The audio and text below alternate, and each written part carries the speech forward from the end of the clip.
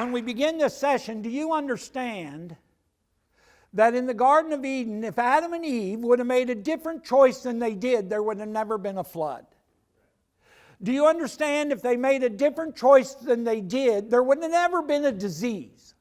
There'd never be cancer. There'd never be arthritis. There'd never be sore backs. There'd never be a grave.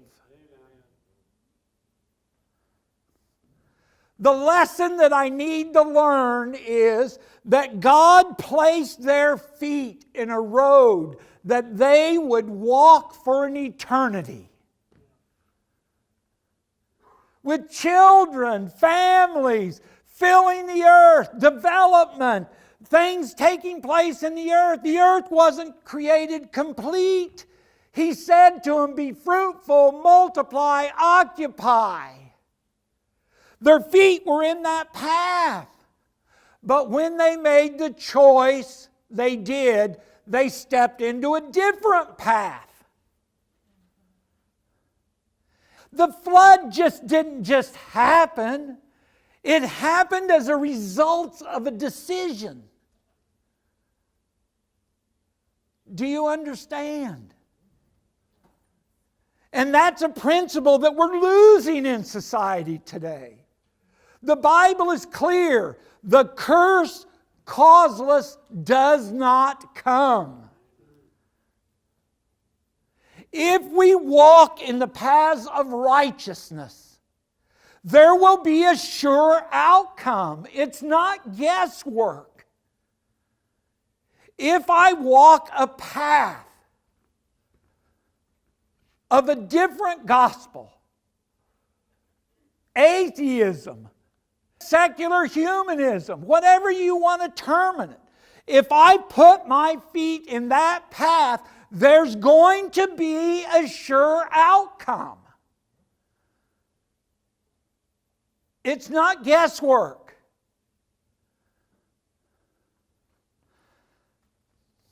Pastor,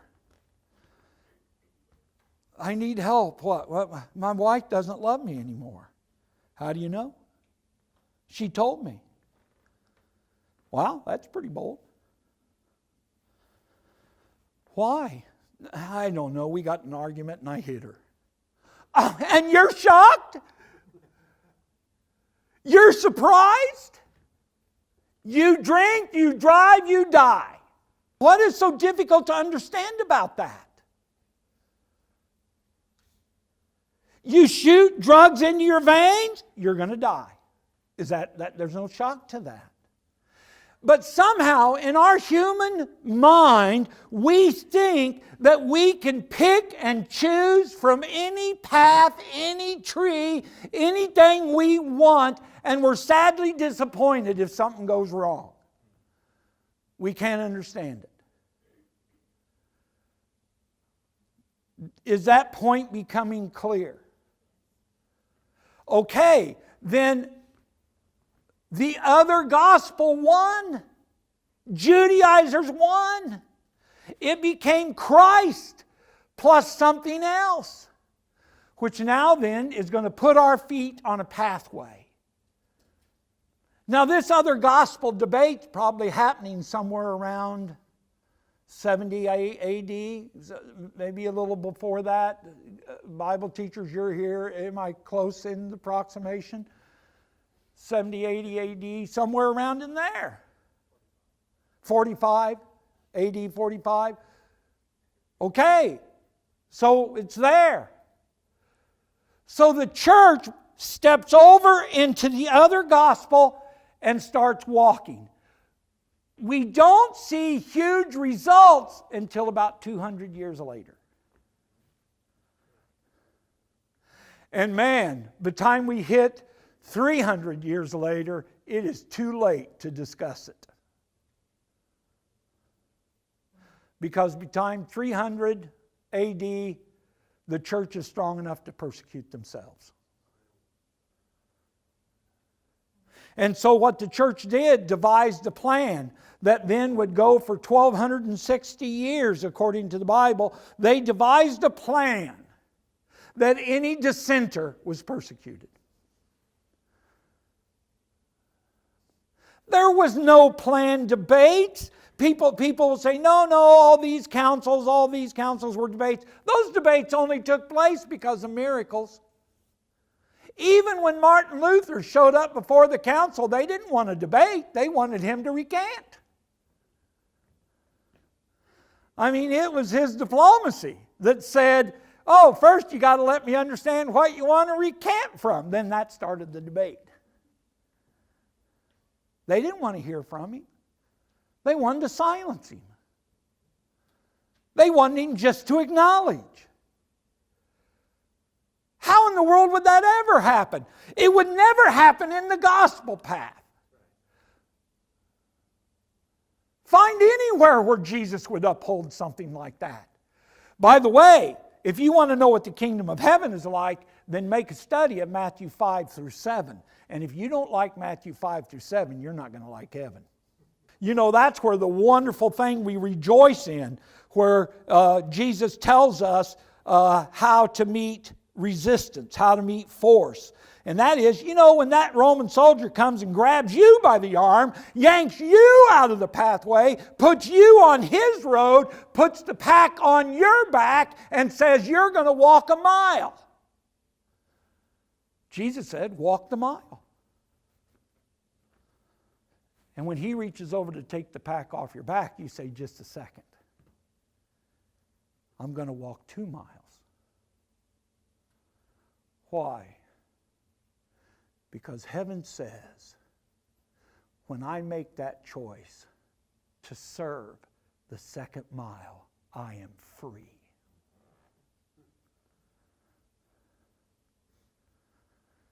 Man, you can't make me a slave when I choose to do. I am free. And the second mile gives me the chance to tell you why I'm free. Matthew 5, it puts your feet in the path. So the church started here, but ended up with coercion, force, death decree. Millions of people. Millions of people. What would cause death? Have a Bible. Have one verse of the Bible. Don't have a verse of the Bible, just memorize a verse of the Bible.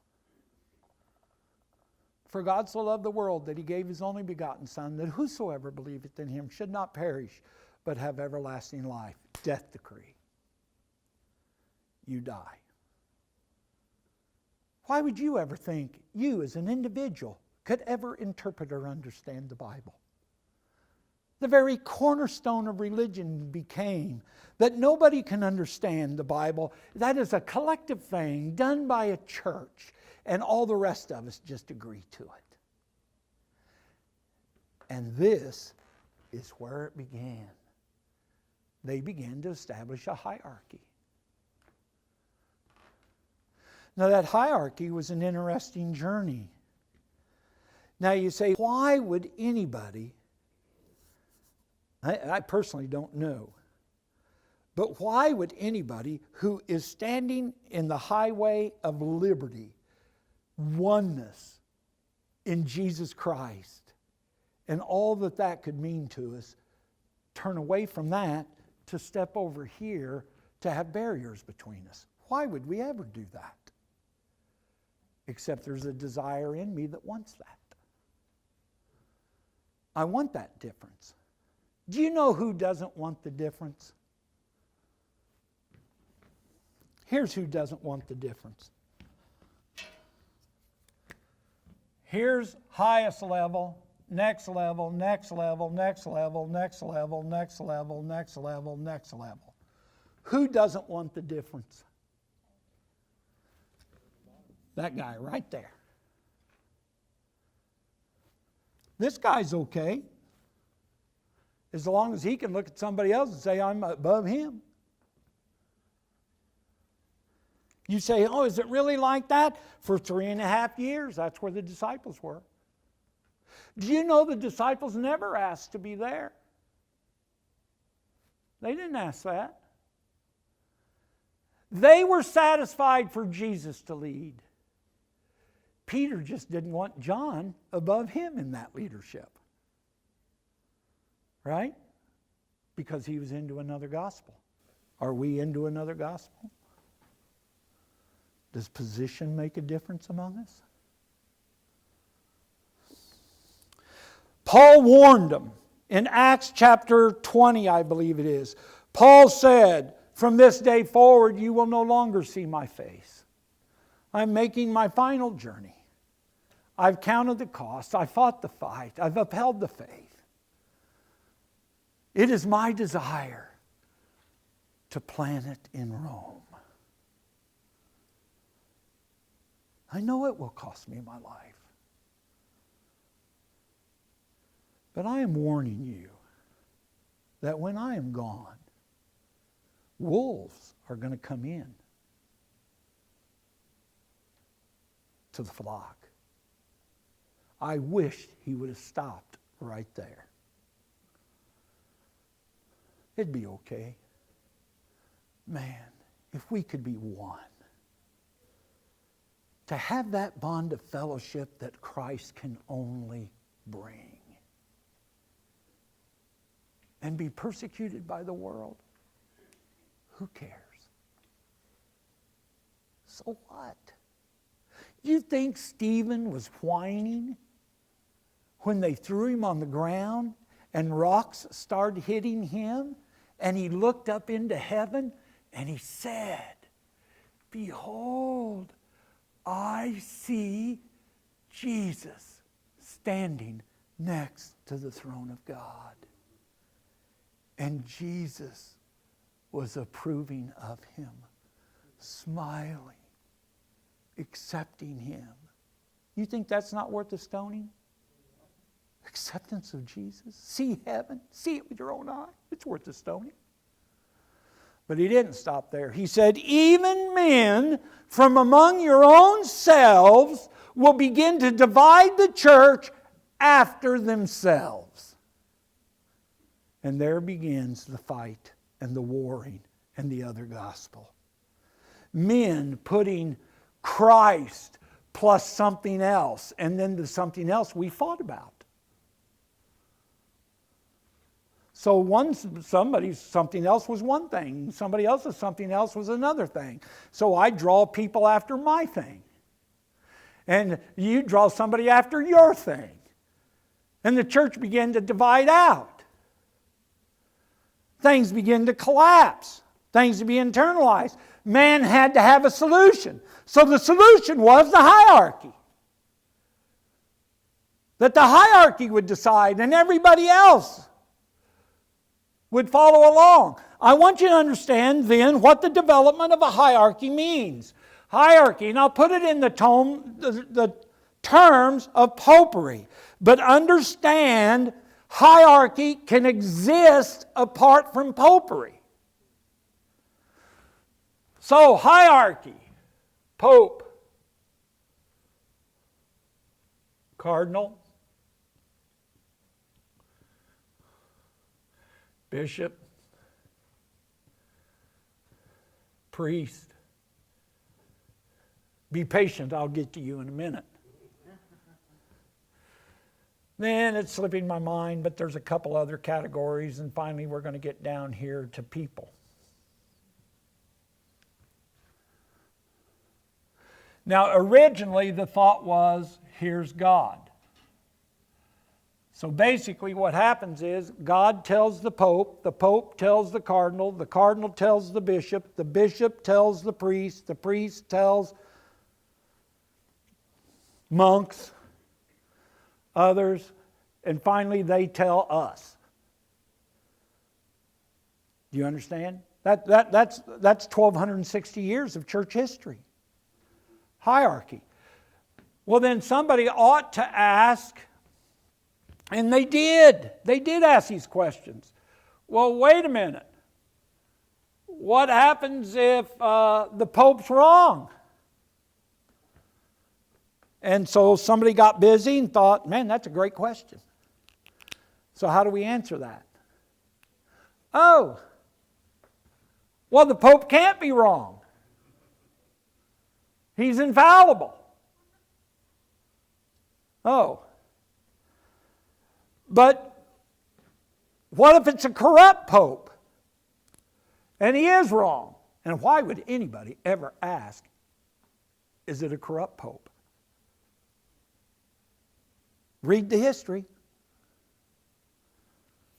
Martin Luther was disgusted when he went to Rome. Man, he thought he was going to paradise. He thought he was going to see the heart of the work. When he left there, man, he was done. I'm done. Well, then the answer became there, well, the Pope can't be wrong. Even if he's corrupt, he can't be wrong. Why? Because the Pope has the authority that when he speaks, he can make right wrong and he can make wrong right. So whatever the Pope says, if God says, remember the Sabbath, the Pope can say, no, remember the first day of the week, and God's okay with that. God's okay with that. Goes all the way down to here. I'm painting broad pictures, I know, but I could back this up with story after story after story.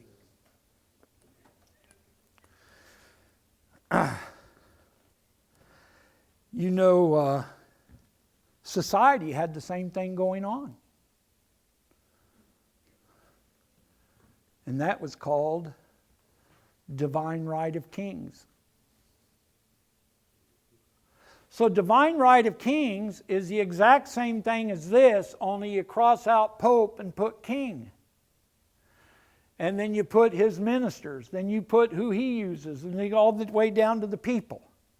And divine right of kings says that,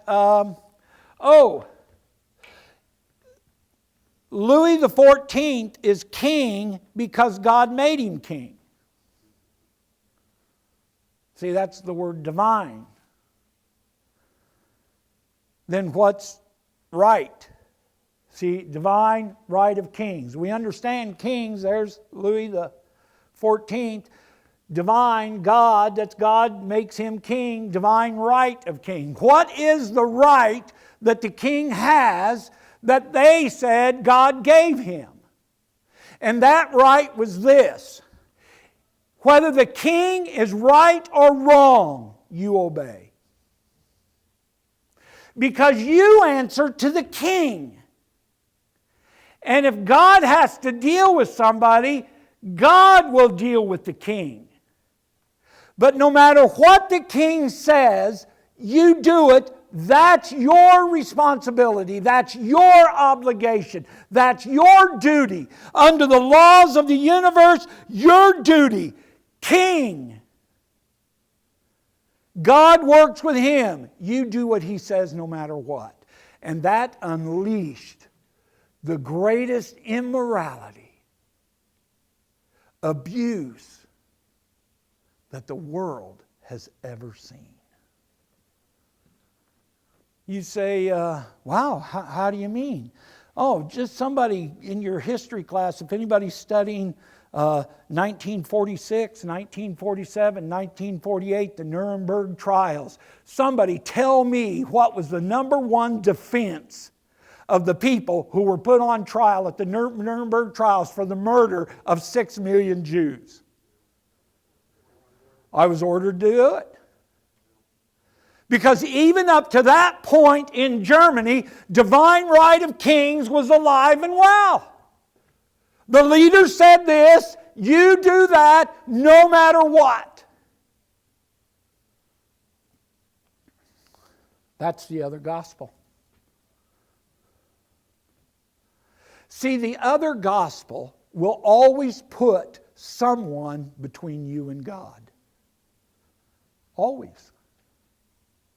But under the gospel, I stand before Jesus Christ.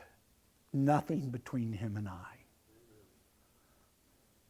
I have the liberty and freedom to get on my knees and receive instruction from Jesus myself. I do not have to go to a council, go to a committee, go to a union, a division. That's coming later. But no, I can go to Jesus Christ myself for my own duty. That's the number one cornerstone of the gospel. You are free. Paul cried it out, I am free of all men. Then how did he use that liberty? So I'll make myself a servant to all men, that I might share the freedom with them. In heaven, you will never have the excuse that somebody told me to do it. Never. The blood of Jesus Christ takes that excuse away.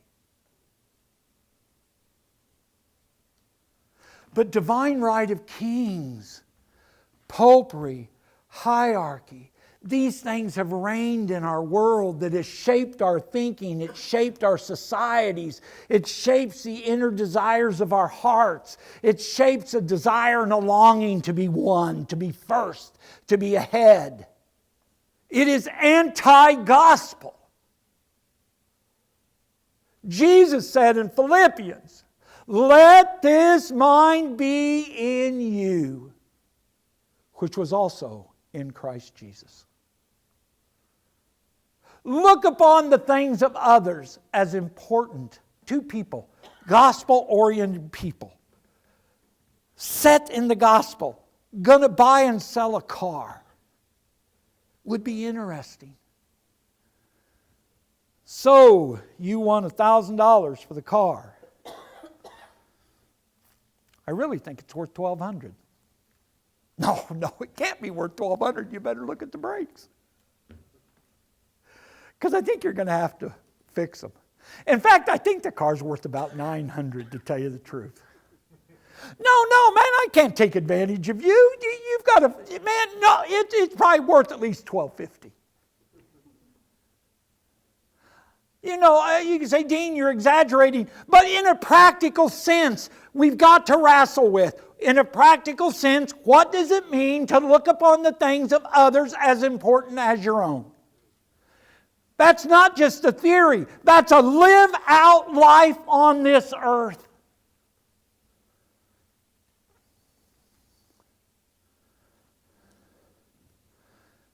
You know, Gil, you said we ought to sell this building. You know, I don't think we should, but who knows, you might be right. Let me hear what you have to say. The gospel will never seek to silence opposition. The gospel will always seek to hear it, to evaluate it, to see, are we hearing a leading from God? The other gospel will always seek to silence opposition. And we can do that in varieties of ways. Sometimes when I talk this way, I hope not from here, but I've got letters, you know, I keep them just in case I get to feeling like, man, I'm really something. I just get out these letters and start reading them, and wow, yeah, you're Korah. You're leading a rebellion. Man, you're calling the Adventist Church Babylon. Man, you're calling this, you're calling that. I don't want to be confused. I'm not calling anything. But listen, by the time we get down the road to here, where we've got the power and the authority to put people to death, it's too late to start talking about it. It's time to start running. If ever we're going to talk about where the road is leading us, we ought to talk about it when our feet first hit the road. To see where is this pathway going to lead us. Do you understand what I'm saying? But when we reach the point where we cannot talk about where the road's leading us, we can't have the discussion, we can't take the objections, we can't see that there could be another way, we can't put self aside, there is no recovery. And in our next session tomorrow, when I talk about the Reformation, there was no reformer that started out to break away from the church. Hence the word Reformation. Every one of them wanted to begin a discussion based on the gospel and the other gospel, to reform where they had ended up. And either they died or they left the church. By the time they reached there was no reforming. So the Reformation went from the Reformation to Protestantism. We didn't start out with Protestantism. We started out with the Reformation. And once we realized the Reformation wasn't going to work, we had the protest of the princes, who stood up and said, no, that's it. We don't care what king says. We don't care what pope says. This is it. My appeal for us as a church is we must have discussion. We must weigh out what we're doing. These words mean something. Let me tell you something right now. If I would ask in this room, how many of you are Protestants? And if people watch this later on, I would ask how many are Protestants. The vast majority are going to raise their hands. But I am telling you, you cannot be a Protestant and support a hierarchy. That's an impossibility. But we're living in a society where we feel like we can pick and choose, and these words don't mean anything. These words demand action. These words demand life-changing decisions. These words demand, here I stand. I can do no other. That is demanded of me. For me to have a philosophy, I'm just going to do it because that's what I was told to do. You're not a Protestant. You're in a hierarchy. Does that make sense? Students, faculty, we cannot just exist. We have got to take our stands. Is the university going to be a Protestant institution or a hierarchical institution? Teachers, are you going to be Protestant reformers? Or are you going to be popery and hierarchy? If your attitude in the classroom is, I'm right, it doesn't matter, don't call yourself a Protestant. Because a Protestant views the student as equal to yourself. You have life's experience. You have a greater, broader degree of study, but that doesn't rule out the discussion. That doesn't rule out the reasoning. Parents, these words have impact on family. Is your desire to raise kids to be what you are? If that's true, you're hierarchical. I have 5 kids. My desire is not for my kids to be what I am, nor to think the way I think. I want my kids to be free thinkers, to take the Word of God themselves, not to have any feeling like, well, I don't need to study the Bible, Dad told me. Oh, we don't need to study the Bible, the church tells me. I know it sounds like I'm going to extremes, but why is it that I can go to churches, and churches 100 years ago, nobody would show up there without a Bible. Today, nobody has a Bible. Why? Because we have switched our thinking. No longer is the Bible the authority. The church is the authority. The preacher's the authority. Give a Bible study. Hit a topic. And if you're giving a Bible study to a churchgoer, what is the first thing you're going to hear? I need to go ask my preacher. I need to go ask my pastor. Is it because we just fell apart? No, we put our feet in the pathway of the other gospel, which establishes a hierarchy, which establishes divine right of kings, which establishes popery, and that has a deadening effect on people. We become lethargic. Now I'm about to step off a cliff. I'm glad it's only 2 feet. If it was the Grand Canyon, I wouldn't say this. What the Seventh-day Adventist Church needs to ask today is, why is Laodiceanism lingering on among us? Why are people neither hot nor cold? How did that state of events even come upon us? Because people are substituting the love of God to the love of church. People are substituting message from Jesus, message from church. That produces Laodiceanism. Why? Because my relationship to Jesus means nothing. My relationship to the church means everything. So if I have a church that considers me in good and regular standing, what more do I need?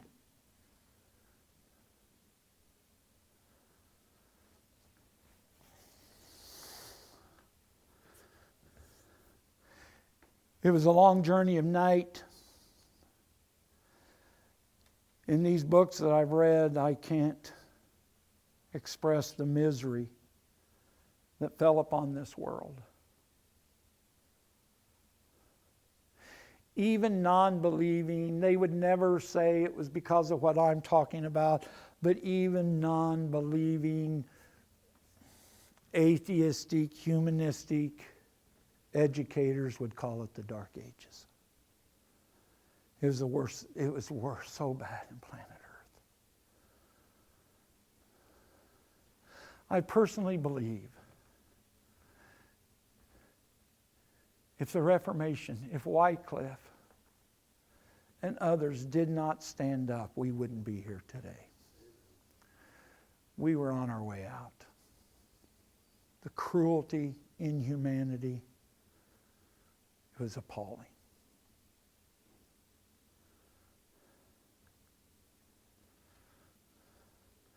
I hope that what I'm doing is connecting clearly.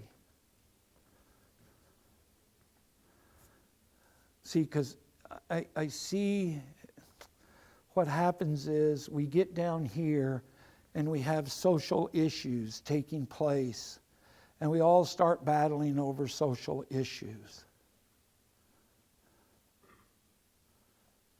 I would suggest that before you decide to take up the burden of social justice, be sure your feet are planted in the gospel.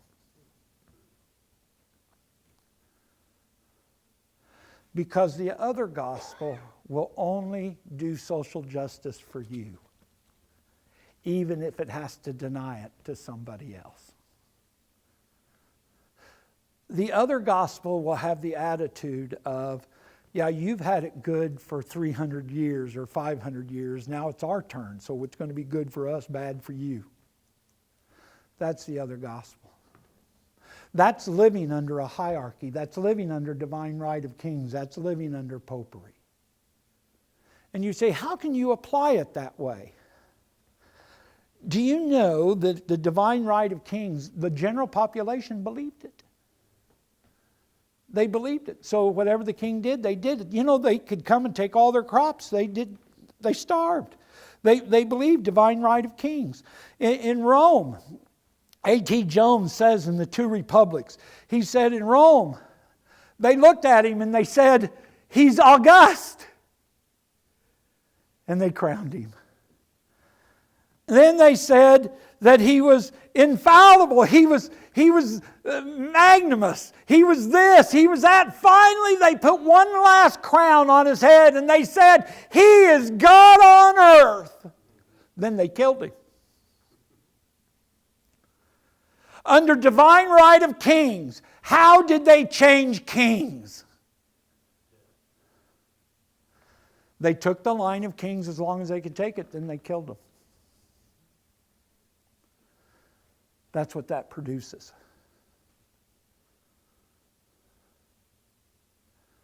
It will always separate us, this other gospel. It will always separate us out. I had a conversation with an individual probably 2 months ago. And it was a friend and a person I appreciated, but they called me and wanted to labor with me on some of these views, saying, which I hope nobody here says, saying, Dean, your view of ordination of women is, and I said, wait a minute. What is my view of ordination of women? Well, I haven't said. I don't talk about it. It's an unending argument. And if 70 years hasn't shown that to us, I say, hey, just have at it. Let's just keep at it for another 70 years. It's an unending argument until we decide which road we're going to stand on. The pathway will clear it up. I said, wait a minute, don't talk to me about that because I'm not making any statements about that. Yeah, but you're talking about governance in the church. I said, oh yeah, okay, now we got something to talk about. So what? He said, Dean, when the general conference votes something, we do it. I said, what happens if the general conference is wrong? Well, that can't happen. And I said, well, you've just stepped back about 500 years to this. So you're claiming obedience to general conference based on infallibility. My suggestion to you is get out of that road. It's not going to lead where you think it is. Then it was, no, I'm not saying they're infallible because no Adventist is going to hang on to infallible. That's we got that. That's like eating pork. Man, we're not doing that. You couldn't pry our mouths open to do that. If there's one thing we've done right. He said, no. We still need to do it. They're not infallible, but if they're wrong, we still need to do it. Why? Because God will deal with the general conference. Oh, now we're into divine right of kings. Guys, this stuff we're studying in history is alive and well with us today all around the world. And if ever there's a church that should be standing in the forefront of teaching Protestantism, Reformation, Republicanism, which I'm going to deal with later, the Seventh-day Adventist Church should be in the forefront. With a full knowledge of what those words mean and how those words should govern governance. Because we can have governance out of control. So I'll give you an example of that. If I would say, what is the Seventh-day Adventist Church in form of governance? Every person ought to know what that is. We are, number one, we are a Protestant church.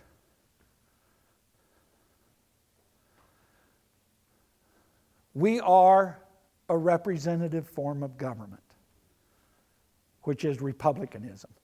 Now somebody said, Dean, when you go there, please be sure don't just say republicanism. Everybody's going to think that it's Republican or Democrat. Republicanism has nothing to do with parties. Republicanism has to do with form of government. We are a constitutionally based, representative form of republicanism that's Protestant. Those four words should govern every governance action taking place from the local church to the general conference. Which means There's certain things I can't do.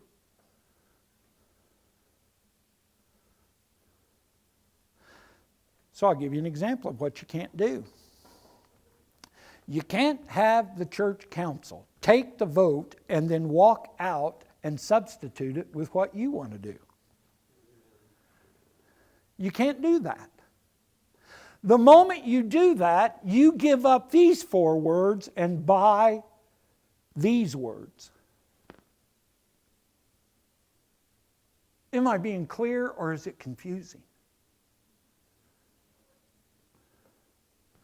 I can't say, church board, let's vote. Okay, I got it. Just a second.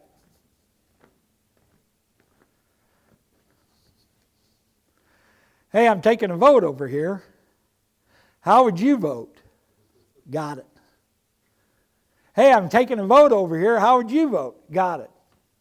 Sorry, guys, I made some calls. The yays outweigh the nays. Now, I know this is going to be... You can't have these words and do that kind of stuff. And you say, well, who does that? Well, I'll tell you right now, most every church I ever pastored did that. It was hard. I can't tell you how many board meetings I've sat in. Make a decision. Brother B doesn't like it. Before I get home, he got home, called 10 other members who weren't at the board meeting, got their vote, then called me and said, Pastor, you better not do that. The church doesn't want that. He wasn't a Protestant. He wasn't in a republic. He wasn't in a Reformation. He was a dictator. He was in a hierarchy. And it was either going to be his way or no way. And if I have to run a person out of the church and kill him, I'll do it. And in the Seventh-day Adventist Church all over this nation, we're running people out of the church because they have dissenting voices.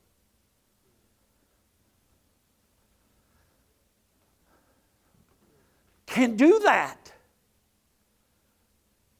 The gospel will never silence a dissenting voice. In fact, Jesus will only draw you closer to Him.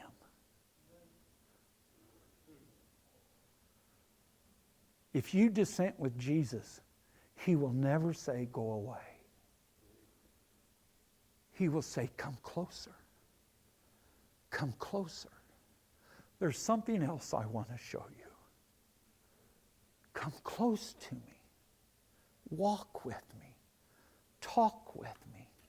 Watch what I do. See how I treat people. Follow me.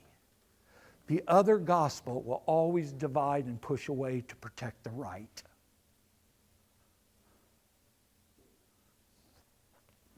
Do you know that's why Jesus was crucified? See, Jesus was here to give us the gospel. The nation of Judea had already given up the gospel and were into another gospel. It's best said this way. Do you know what the final result of the other gospel is? By the time it gets here, it's too late. But do you know what the results are? Here's the results of the other gospel. It is better for one man to die than we lose the whole nation. It is better for one man to die than we lose our place. The outcome of the other gospel is institutionalism. This university is not more important than the people who are here. We don't sacrifice each other to save a building. Only the other gospel does that.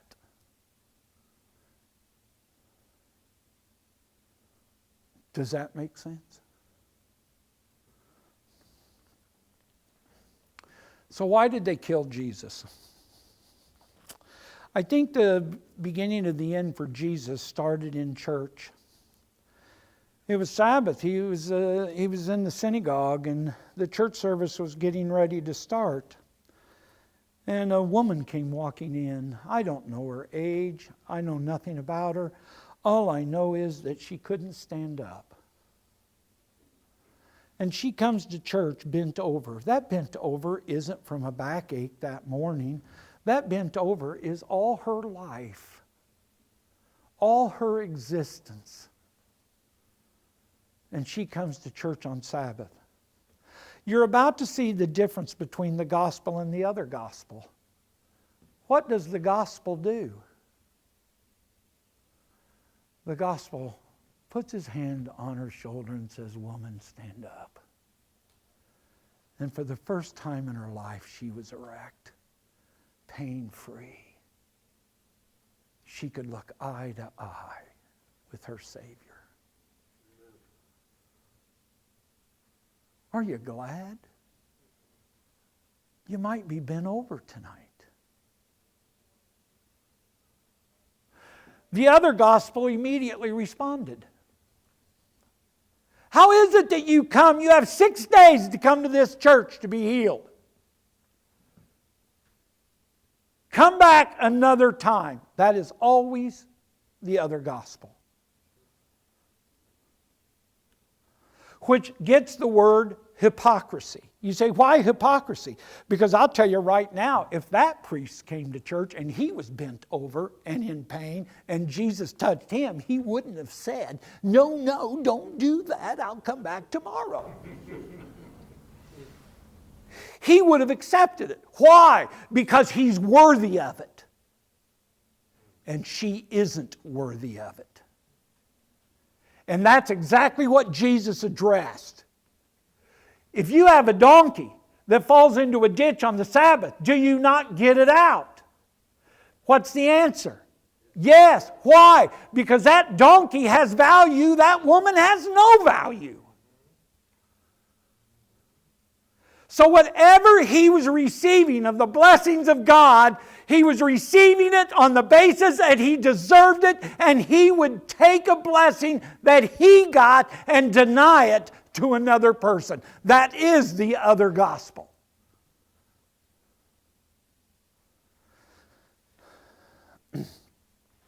Jesus ended that story by saying, "It is lawful to do good on the Sabbath." Period. And that's why they killed him. And if you're in confusion about that, is because a hierarchy is never going to accept that answer. If Jesus would have said, go to the Pharisee and ask him what you should do on the Sabbath, they would have crowned him. Go ask the lawyer. Go ask the scribe. Go ask the Sanhedrin. Go ask the whole nation. Go ask the whole world what your duty is. They would have crowned him.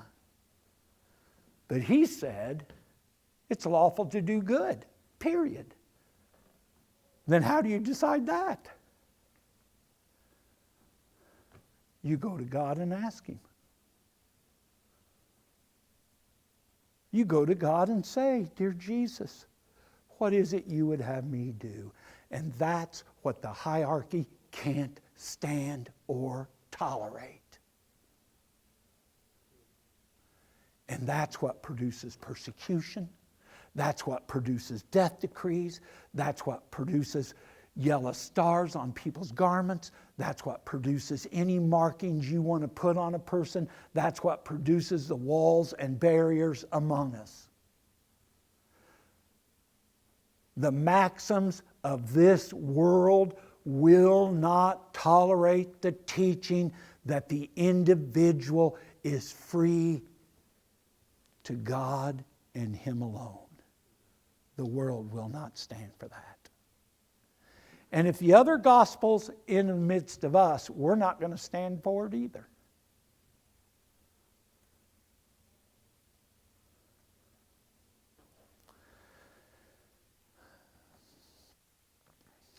It's important, I think, for us to understand the ground we're standing on. I am not speaking against organization. But I am clear, and I hope I'm making it clear, organization is not self-sustaining. Organization is not God. We don't save organization at the expense of people, no matter what.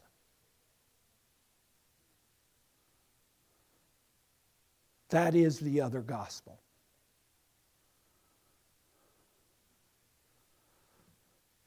The other gospel will be intolerant.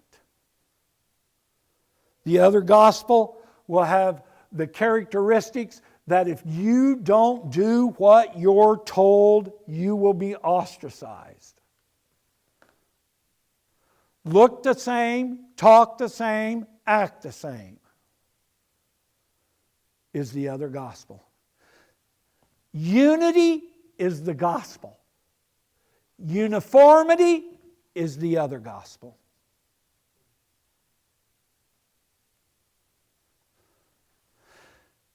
I think there's some big decisions in our church that we're going to need to make.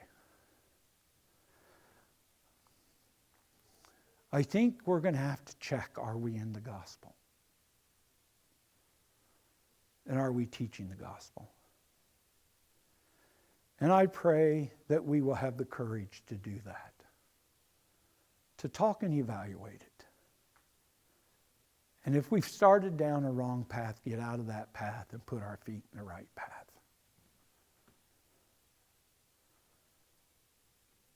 You are important to God, which means we ought to be important to each other. May God bring us fully out of dark ages.